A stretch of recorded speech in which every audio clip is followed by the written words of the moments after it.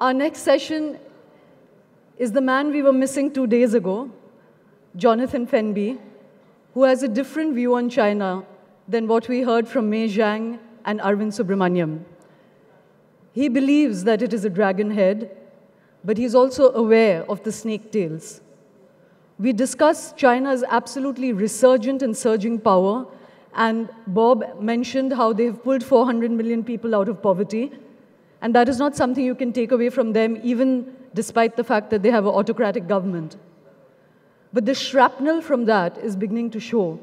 And as I was trying to demonstrate that day, it's interesting that the shrapnel is pretty similar to the shrapnel that is emerging and continuing in India.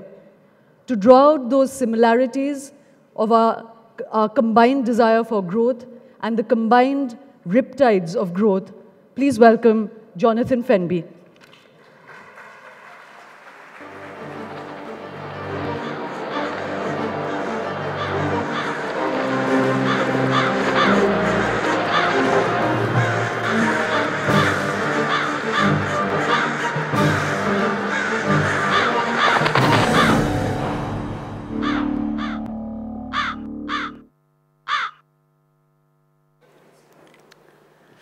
Jonathan, the winds brought you here, finally. Finally, I was stuck in New York for 2.5 days with the hurricane. I wish I had some heroic stories, but I was just sitting in a hotel room, nothing like that. And then when I got to London on the way here, British Airways said they cancelled the plane. And then at Mumbai airport, they didn't want to let me through from the international into the domestic side, because I only had my jet air ticket on my iPhone. Finally, I got through, so finally I got here. Thank you for being here. But I hope we're not keeping people from their lunch. No, we are not. I'm very aware of this. Jonathan, you know, as I said, we can't deny the tremendous progress that China has made. They're sitting on $3.2 trillion dollars of reserve money, and they're handing money out across the world. Earlier we saw the massive American debt, and one wonders why we call them a rich country. But tell me, Jonathan, why do you feel that China is at this tipping point? And why do others feel that, they're still going to dominate in 10 years? Yes, well, to try to reply quickly, people who look at China today tend very often to take a very Manichaean view. Either China is going to rule the world, or China is going to collapse. There's a book published saying when China rules the world. There's another book entitled The Coming Collapse of China that was published 11 years ago, and we're still waiting for it. We asked the author, when is it? And he's finally said, it's this year. So we got 2 more months before China collapses, according to that view. Neither of those is right. China is somewhere in the middle. It's done enormous things, as Bob Geldof just said. I mean, more people have been lifted out of poverty in a shorter time and made materially better off than ever before in human history. I mean, everything about China is enormous because it's 1.3 billion people and this huge landmass. But that is an absolutely enormous achievement in human terms. It's also come from the complete chaos and implosion which it was in at the end of the 1970s after Mao, after 30 years of mad experiments by Mao, ending with the Cultural Revolution. And in the last 34 years, it's gone from that, when it really was on the brink of collapse at that point, to being the world's second biggest economy, and a country with which everybody has to take account. So there's been that enormous achievement. But where China is today is that the model, the economic model, which was used to power that growth, which consisted of cheap labor, hundreds of millions of people coming into the manufacturing sector from rural areas, cheap capital from enormous household savings, which were waiting to be mobilized, and external demand from the rest of the world, particularly from the developed countries, which would buy cheap Chinese goods. So China could have a big manufacturing sector, despite the fact that its domestic demand, its domestic consumption, was very weak indeed. It's one of the great ironies, particularly of the last 10 years in China, that here we have the last major state ruled by a communist regime, but the benefactors of that have actually been capital and the equivalent of entrepreneurs and the state entrepreneurs too, rather than the workers. Wages make up only 38% of national income in China, compared with 65% in the United States. So those were the three factors that put it together. But if you look at them now, wages are going up in China. The government is pushing them up in order to push up domestic consumption. Capital is becoming more difficult and more expensive, and external demand has fallen off a cliff, particularly in Europe and also the United States. So that model no longer works, and China knows that it has to rebalance the economy to push up domestic consumption above all. But this is a long-term project for China. So economically, you've got this rebalancing, which is starting, but is going to be a long term. And then politically, you have the one-party rule, a repressive one-party rule, where everything is devoted to maintaining the Communist Party as the monopoly power. I mean, for instance, judges in China are obliged to swear an oath of loyalty, not to the country, not to the legal system, but to the Communist Party. So the whole legal system is out of kilter there. You've got this, we're going to have a big change of leadership in China next week when the Communist Party holds its 5-yearly conference. We don't know, we know who's going to get to the top, but we don't know what policies they espouse, we don't know what they're going to do. It's all completely secretive, and you have internal feuding. If you follow the Bo Xilai affair recently, real, backstabbing, high-level Shakespearean politics in lots of ways. But beside that, you've got a society in China which is evolving so fast that the political system cannot contain that society anymore. Jonathan, before we come to how the society in China is changing, I just wanted to ask you about this whole model of growth and you said that it's reached its limits in a sense because the rich worlds can no longer buy. And it's an inevitability that as you grow prosperous, people are going to demand their rights and labor needs more wages. It's something that we ask in India all the time, that is there only one route to growth? Is there only one way of bringing people out of poverty? Pawan Sukhdev last year said that, can you really create 350 million jobs out of, sorry, I just got up.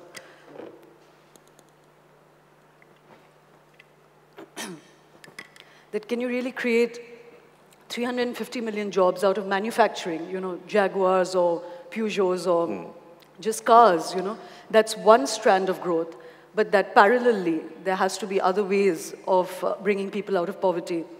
China seems to have reached its limits. America seems to have reached its limits. What lessons can India take? Must we follow that route or can we invent another way? Well, the Chinese route, we said, has been extremely successful because of this combination of circumstances. And of course, some people would say, those who believe that China is different from other countries, is an exceptional civilization state, as the phrase goes, which I think is complete baloney. But those people at that line would say it's also because China has not had democracy, and that democracy is very wasteful. Now, I don't believe in that. I think, as with Churchill, it's the worst of all systems except for all the other systems. China, that has served China quite well, it must be said, the ability to direct resources at growth in a way that other democracies find it very difficult to do.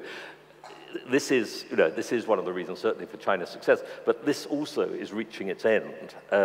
In 2008, when the economy was declining, going into its first serious decline of the century, the government and the Communist Party threw an enormous amount of money at the economy through credit there to get growth going again. But actually, and they launched a big infrastructure project, high-speed trains, the state grid, etc. But the amount of money they devoted to that was 4 times what was actually needed.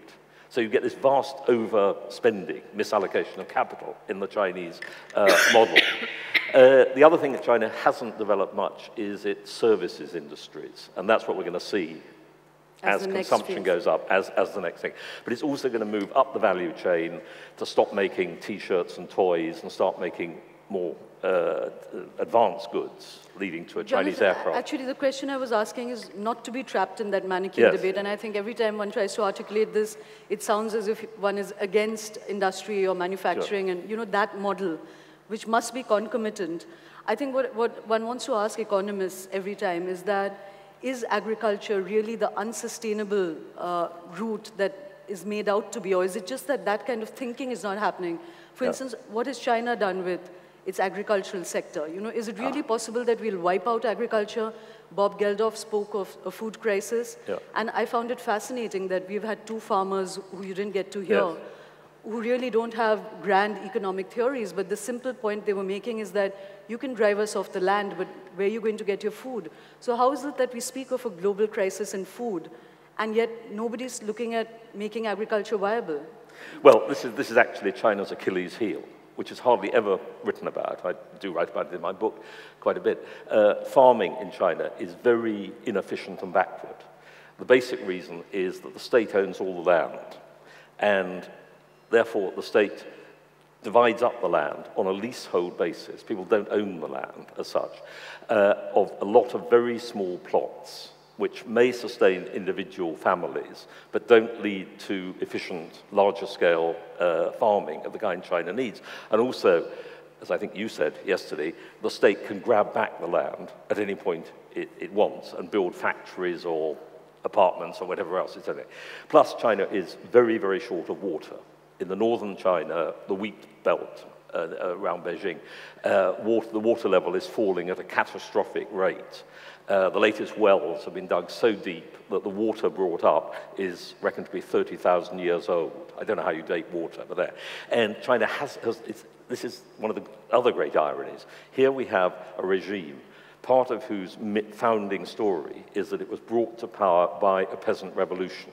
But the peasants have always been ground under by communism in China to feed the urban workers. And China, this is the next great thing China must do to make its agriculture work. In fact, it's not something that people know very well, but in Vidarbha, which is our drought area, but farmers are committing suicide. They're not necessarily because their agriculture is unviable, but because they take loans for water. Yep. And they just have to keep digging deeper and deeper and deeper because the water levels across the country are disappearing, and it's become unviable to look for water. Yes. Jonathan, to shift, the official figure in China is that there are 150,000 riots, I mean, I don't know how that statistic doesn't seem to boggle people's minds. Yes. What in a country can create enough unrest for even a communist government to accept that there are 150,000 riots? What is the moot cause of those riots? Well, these riots, I mean, a lot of them are not riots. They're, let's say, street marches, which is, strictly speaking, illegal. And a mass protest in China is 8 people or more. So eight people, a lot are quite small, actually. There. In a country of 1.3 billion. 3 billion. Yeah. But still, it is an enormous number. And there's several, I mean, the causes, when you go through this, and I've devoted quite a lot of space to this in the book, they vary from everything. They may be increases in bus fares, local corruption. The main cause is the requisitioning of farmland by local authorities without proper compensation. And the local authorities do this because they're short of money, and the way they make money is by grabbing land from farmers and auctioning it off for development there. It's over, the mysterious death of somebody in custody. There was one police force in Hangzhou, in eastern China, which listed causes of death in custody. And this included sleeping in the wrong position, blowing nose too violently, and various other things. No way. You're making that up. No. It's in my book there. So, so there are many, many causes of this. And now what you've got, and interestingly, this has been happening over the last 2 years, is the middle class have also started to demonstrate in China, sometimes 10,000 people turning out in big advanced cities on the East Coast. And that is nearly always because there is a project to build a factory, a petrochemical plant, a railway or something else near a middle class housing estate. That's amazing irony. It's property values. It's NIMBY, as we say in England, not in my backyard. Move it somewhere else. And the government always gives way in these cases because the thing they're terrified of is the middle class turning against the regime. But the basic reason why there are all these protests is what I said earlier. Judges work for the Communist Party, the legal system works for the regime, and there's very little point in going to court at all. So you go out on the street instead. Jonathan, it's fascinating that you said that the middle class now is beginning to rebel against the development model because it's coming close to them. It's curious, every time a factory or an industry is set up, it is supposed to be to pull people out of poverty, yet the poor resist it the most, Now, clearly, industry is an enabler, and I said that earlier, we are able to be here together because of big money, Internet cables, invention, Ian Lipkin's research. it needs big money. What is it that industry needs to do where people feel that it is part of their well-being, you know? It's clearly not, it's not the exercise of the business, it's the way it's done. Yeah.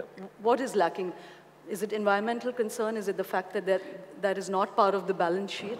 Well, it's the way the workers are treated, let's say, and the people involved, obviously, in the factory. And in China, that has improved a lot. I know it's very easy, and it's quite right in a way, to say, here you've got a company like Foxconn, which puts together the iPhones in Shenzhen in southern China. It employs 1.2 million people there, and they work 9, 10 hour days. They do a lot of overtime too. And in a sense, yes, they are assembly line. They're not really people. They're assembly line, you know, widgets in a sense, putting things together. But most of those people, and a lot of them are young women, come from rural areas where they would have lived far poorer, more deprived lives. So there has been that social evolution in China, and you get that with workers. But I think, as you say, the whole environmental question, and environment in its broader way, how industrialization fits into people's lives is tremendously important. And of course, in China, you've had this environmental disaster, crisis, built up through industrialization. 750,000 people die prematurely every year from air poisoning. Water, I don't want to spoil your lunch, but about 180 Chinese cities take their drinking water directly from rivers into which raw sewage pours. Heavy lead smelters with high lead, dangerously high lead in babies' blood, particularly. There are lots of cases of this, et cetera, et cetera, et cetera.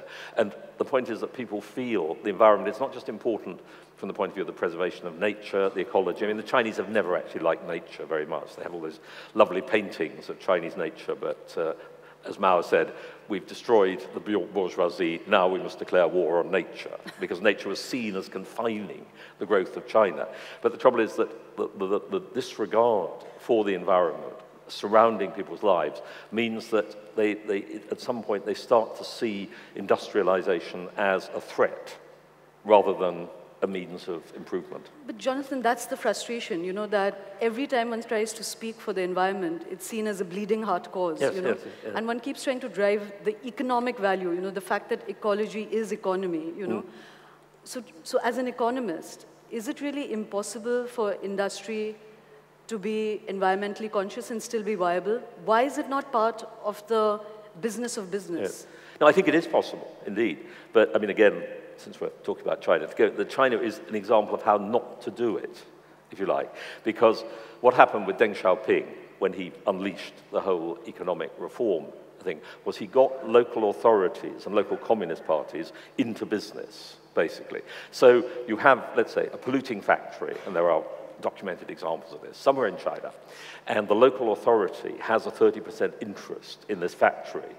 Beijing, and the environmental rules in Beijing are as strict as any in the world. They decide to send an inspection team in. They tell the local government, the inspection team is arriving in a month's time. The local government tells the factory owner, and suddenly the factory becomes absolutely squeaky clean. All pollution stops. All into rivers or whatever it may be. The smoke is absolutely pure. Everything is perfect. The team arrives, says, very good, 10 out of 10, goes away, and the pollution starts again. You have 10,000 environmental bureaus in China, but they're all part of the local government. They have no independence. So this is, you know, a perfect example of how not to do it, that you have very strict rules at the center, but the implementation is left to people who've actually got an interest, often, in pollution. So before we move to the whole advent of social media in China and what it's done, just one last question. You said this is a model of how not to do it. Can you tell us a model of how to do it anywhere in the world? Anywhere in the world.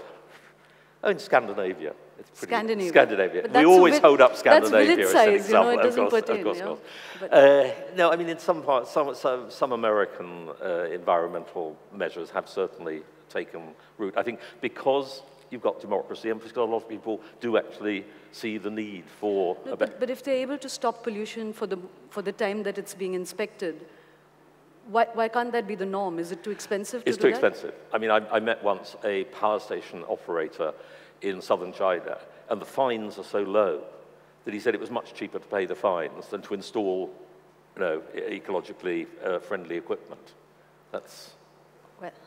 It comes down to money in the end. And it comes down to hierarchy, because as you said, that you would never have this in your own background, in your own backyard, but you're willing to do it in other people's backyards. Yes, absolutely. And that's where the protests and resistance comes Yeah, from. yeah. Jonathan, what about the social media? We've seen its impacts elsewhere. What is it doing to this country that is impervious to the rest of the world?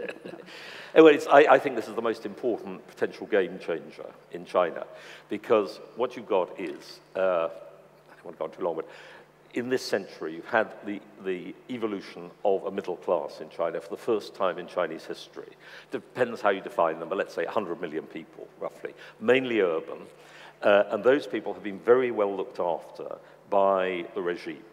And frankly, this is one of the great reasons why China has not had the equivalent of the Arab Spring or democracy. Because, myself, if I was a middle-class family member in Shanghai with a nice apartment, company car, second car for the family, private healthcare, and healthcare is terrible in China if you can't afford to pay for it, private education, ditto. I've put something aside for my pension. I have 2 foreign holidays a year. The last thing I want is for 700 million peasants to have the vote and push their own interests. So the middle class in China is a status quo conservative group, unlike, I remember when I was in Hong Kong editing the paper there and had dinner with Bill Clinton. You do that when you're an editor, as you know. And Clinton said, this was 98, 99, we must push economic growth in China, because that will mean the evolution of a middle class, which will then push for multi-party democracy. This is how China will become democratic. No, that's just been proved completely wrong. The Communist Party's played it very, very cleverly indeed so far. The trouble is that they are losing. I think they're in danger of losing the support of that middle class. And the middle class now communicate, and not just the middle class, other people, through social media. And you have the state and the Communist Party, which controls all media in China. You're not allowed to set up a media organization independent of the state, the Communist Party, or the army in China. But controlling social media, when you've got, well, the official number of social media users in China is 340 million. That's actually an overstatement, because several people have several accounts, and people often have several accounts. But it's lots and lots of people. And you can't control this anymore. The censors, the 30,000 cyber cops who keep a watch on the internet, they're running behind the whole time. And so you've now got this happening. For instance, you get rumors being floated, sometimes extraordinary rumors, but they shoot around like wildfire. And then you have what are called human flesh searches in China. Sorry? Human flesh searches. It's a rather macabre name for what is in fact vigilante activity. People go for an official who they don't like, and you get this storm on social media against him. And the most recent case was a man who was a health and welfare officer in Shaanxi province in northern China, and he was photographed by somebody on their mobile phone, laughing at the scene of a bus crash where 30 people have been killed. He was kind of going, ha, ha, ha. So it became known as the laughing official. And then somebody noticed that he had a very expensive Swiss watch, which would have cost the equivalent of his official salary. And then people did lots of other searches for photographs of him, and they found that he always had a different expensive Swiss watch on. So this became enormous, probably hundreds of thousands of people got involved in this, and so on. And eventually the authorities had to act, and they raided this man's house and found that he had 82 Swiss watches at home, and he's been sacked. What will happen to him, we don't quite know. So, there is this... There's another lovely story about this house uncle, who, another Chinese official, I think, who has 22 properties. Yes, and the social media went after him called him the house. And then a famous case of a waitress in a bathhouse who stabbed an official who was trying to molest her, and he died. And she was initially arrested and probably would have been executed as one of those. But there was such a social media storm that she was freed, and she's now being offered, we're told, a starring role in a soap opera on television. So, Jonathan, where does America fit into this? So when Arvind was on the stage, I kept evoking Banco's ghost, which was you, Was me, well. But now if I were to evoke Arvind's argument, he believes that America, if it's not already subservient to China, will definitely be subservient to China in 8 years, So he's got a little more time than 2 months. Yes. What would you say to his argument? Well, I mean, the balance has changed, clearly. On an economic front, China is second to America. If you take purchasing power, it's probably equal or even ahead of America. But divide that by 1.3 billion, and of course per capita, you get, there's a huge difference there. I think that I would say that that argument you just put actually overstates China's importance and growth in two ways. First of all, you referred to the 3 trillion plus holdings that China has in foreign exchange, of which probably about half is in dollars. But actually, China is caught by that. It's what we call the dollar trap, because China can't sell those dollars. If it sold a little of them, or if it even hinted it was going to sell those assets or stop buying dollar assets, the dollar would plunge and the rest of the assets would be worth practically nothing. It's the other thing. If you owe your bank 100 rupees, you may have a problem. If you owe your bank 1 million rupees, it's the bank that's got the problem. And that's the way around it is, which, strangely enough, the Americans don't seem to fully realize. Hillary Clinton says, you know, how can I deal toughly with China on human rights? How do you talk tough to your banker? But actually, you do talk tough to your banker when he's in hot to you, in a way. So that's the first thing. The second thing is that on the, and this is not so much economic, this is more broadly in terms of China, the great superpower that is coming. China has been remarkably unsuccessful or unwilling to translate its economic clout into political clout. It plays practically no role in international politics. It isn't a superpower in the sense that Britain was in the 19th century and America in the 20th century. China, you know, it complains a lot about the international system, about the financial system. It comes up with hardly any propositions of its own. It protects despots, you know, the Syrians, they're the best so friends. have the Americans protected despots. Of course, but China has now, it does that, not the Americans, I think, did it for perhaps for political reasons, in part. The Chinese do it really for two reasons. I'm tempted often to say, I wrote a paper for the London School of Economics arguing about 2 months ago, China actually has no foreign policy. This is a problem, because its foreign policy consists of access to raw materials, which it needs around the world, and protecting the powers that supply it with that, and making sure nobody interferes with its internal affairs, particularly over Tibet and Xinjiang. And that's it. You know, there's nothing. You don't know where China is. You don't know what it stands for. And that being the case, it cannot, I don't think, become this great global superpower, partly because it actually doesn't want to. It's got so many problems at home, China, with the environment that you talked about, with wealth disparities, with corruption, with the whole legal system, with demography. China is getting old very fast. It'll get old before it gets rich, as the saying goes, with what I call the trust deficit in China, where nobody trusts anybody anymore. There's the phrase, I'm sure you may say it in India, we would certainly say it in Britain, only believe something when the government denies it. But that is very true in China. You've got food scandals the whole time. The biggest sausage manufacturer found to be putting rotten pork into sausages, etc. Milk powder. There was that baby milk powder. Yeah, 300,000 children, 6 died affected. I've just been in the United States with the head of I run a research service on China, and I was just in America with the Chinese head of our Beijing office. He has a 16-month-old child, baby, and every time he goes abroad, he comes back with suitcases full of milk powder.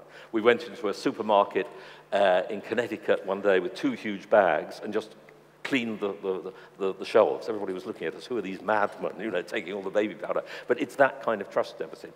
And then the whole question of what drives China at the moment, and I maybe seem to be being unfairly critical here, but if you're looking for an ism for China, it isn't Marxism anymore, it's not Confucianism anymore, it's materialism. It's, you know, we're all materialists, of course, but one of the famous sayings, I mean, 2 things in China, just to say, sayings which anybody will recognize. A young lady on a television dating show in Jiangsu province a couple of years ago, she was asked, what will you be looking for in a young man? And she said, look, I'd rather cry in the back of a BMW than laugh on the back of a bicycle.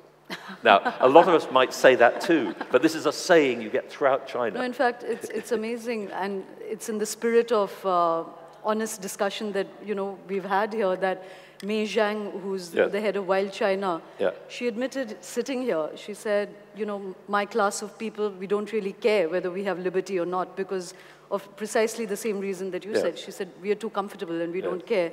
We might say it in private, but We don't. We won't the other assert it. saying is, in China today, it doesn't matter who you are, what you think, what you do.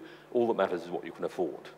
So on. And on the corruption side, so I just tell you one. There was a Southern Weekly, which is one of the best Chinese magazines, did a survey of primary school children. What do you want to be when you grow up? And they all said a pop star, a big business person, this, that, and the other. And a 6-year-old girl said, I want to be an official. And the reporter, he wrote afterwards, said, this is wonderful. I thought, finally I found a child who wants to serve the state. Tell me, young lady, what kind of official do you want to be? And the 6-year-old said, a corrupt official. Because they have all the nice things. So this society is tremendous, and the social media fits into that because it gives a means of complaint and communication to hundreds of millions of people. Jonathan, we stole some time for Bob, so Yes. I'm going to wrap this up very quickly yes. because we're running behind time. 2 quick questions. One is, you said China has no foreign policy, but China is actually really flexing its muscles in the Middle East, in Africa, which really is going to be the next theater of global politics, What is it doing in Africa, and why are people so concerned? Africa and Latin America now, actually. The next place is Latin America it's going to. They're concerned because the Chinese, they approach Africa, individual countries, as to invest in, to get the raw materials that they can get out of China, out of the country. That has, of course, collateral benefits for those countries. But very often the Chinese bring in their own workers, for instance. They're not really operating for the good, the benefit of those countries, I don't think. And they are completely blind as to the nature of the regime, as we see in Zimbabwe, for instance. So, in the fact that there's going to be a political change next week, just as we wrap this event, why do you imagine that there's going to be any political change? When you're saying that the middle class is pretty happy as it is, and so that economic prosperity is going to bring more and more compliance. So where does the trouble lie? Why do you believe that the political framework might implode now? The trouble is that there's a big leadership change. 5 of the 7 people who run China will be replaced at the Party Congress next week. The new guys are more pragmatic than the outgoing guys, let's say. But they're all, in the end, have the bottom line of keep the Communist Party in power.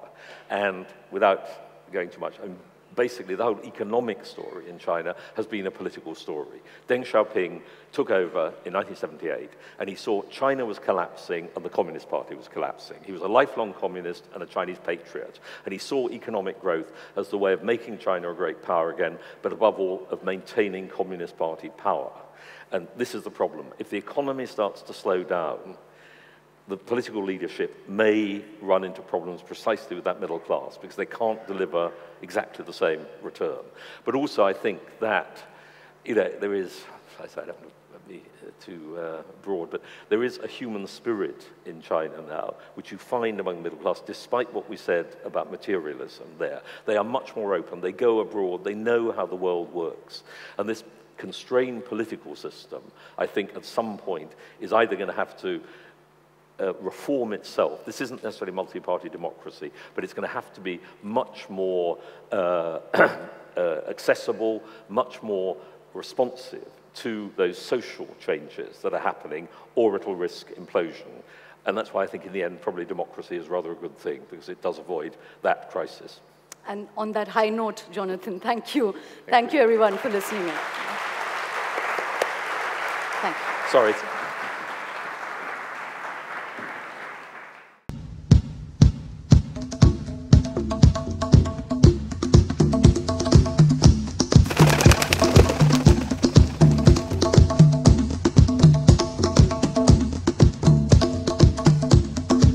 I have a dream that one day on the red hills of Georgia, the sons of former slaves and the sons of former slave owners, we shall